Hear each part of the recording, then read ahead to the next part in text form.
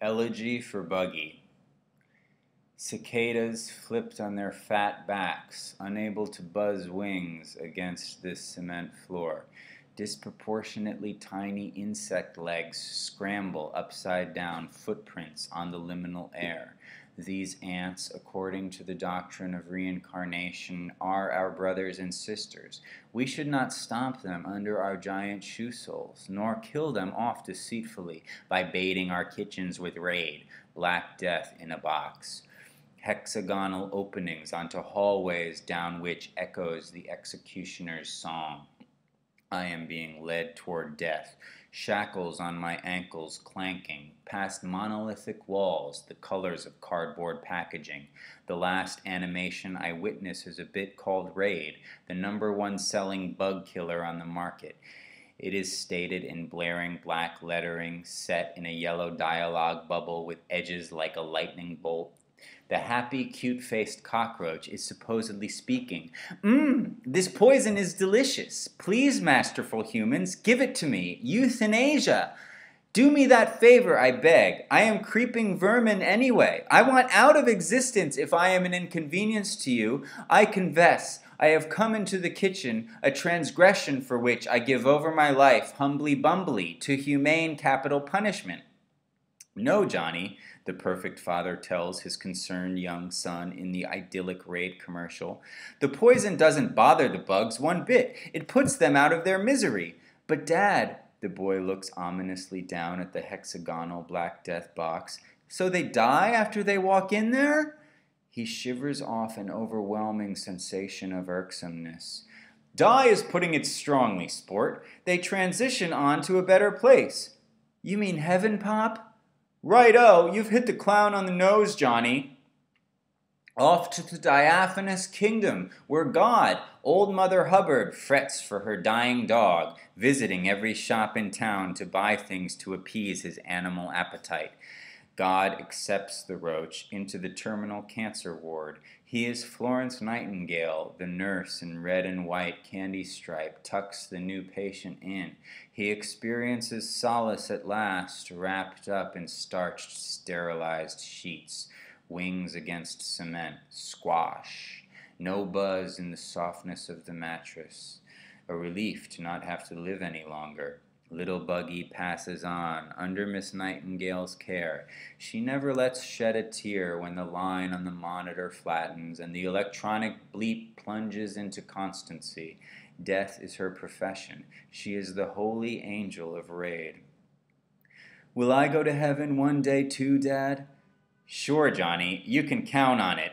Aw, but I don't want to walk down that black hallway. They ain't gonna put me like Buggy in the cancer ward, are they? The boy cries hysterically. Shh, Mother susurrates, chiding her wicked husband with a stern glance for having so deeply upset the boy by telling scary stories. He, as if pushed by her stare, backsteps away, blends with the shadows, is gone. There, it's okay. Don't be sad, my poor little man. Arg, it was awful, huh? Mom? Mommy, is that you? Oui, Arthur, she coos as she brushes his feverish hair away from his sopping forehead. C'est moi, je suis là. I guess I was having a nightmare. Heaven was hell. I was some kind of cicada, like Kafka's Metamorphosis. They gave me this poison called Raid and told me to kill my brothers. I was to inflict genocide. It wasn't only that. I am remembering now. I was crawling on 8 legs down a dire hallway. I could hear in the wind, which wailed and boomed as it is wont to do when traveling through turns and tunnels, the executioner's song. Oh, Mom, I am so scared of dying. Arthur, choking back tears, can say no more. Quiet, honey. Why not shut your eyes and rest? You are straining yourself too hard, as you always do. She puts her palm on his face, forcing down his eyelids. He is momentarily calmed, but the fear will rise up again. Mother sighs as she stands from the bed to go and find the doctor. Bonjour, monsieur. Oui, Madame Rambaud? I think my son could use a double dose of laudanum. The pain is maddening him, making his mind miserable. The poet will be given his medicine at the appointed hour, 1400. The hospital, as you well know, is an institution. We cannot deviate from the schedule. Also, laudanum isn't peppermint candy. Everyone receives his own ration and not a jot more, be he a poet, a prince, or a pauper. Very well, I understand, though he is suffering greatly. In any case, how long are we giving him at this point? It seems the gangrene has entered his bloodstream. Arthur now has at most 4 more days to live. Et puis, the doctor makes a splitting sound, sticking his tongue between his teeth and emitting a velar crick, with liquids L and R intermixed as they are in the French language. Madame Rambeau is mortified.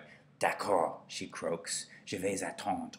She relents. I will wait. She sidles back through the hallway to the room where her son is sweating on his deathbed. He, at no particular time, we have by now dropped all semblance of chronology, slips back into the hallucinations that rage in the hours immediately preceding death. Raid, he looks up and sees, is written over his head as foreboding as a thundercloud. Rain, it just starts pouring. In this dream I am dry, I feel no wet. The alluring odor of poison perfume is clearing amidst this static precipitation. I am running. Ahead is the central building that houses the government's tyrants, megalomaniacs, monarchs, impostors, murderers, stooges. The library, it is named euphemistically, Black Death Box. 6 dark ways inside. The core of this nondescript structure holds a morsel of poison preserved especially for me, with my name, Arthur, written all over the branded casing, along with my general health statistics, blood type, height, weight, etc., personal details, poet, lecherous, vile, stooped, sad-faced nobody.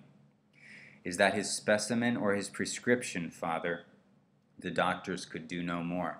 Now attending the dying man is the priest.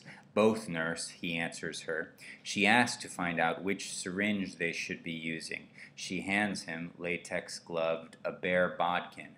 He draws up the substance. His eye peers through the brown, black streaks fluid in the crystal cylinder and blinks, magnified.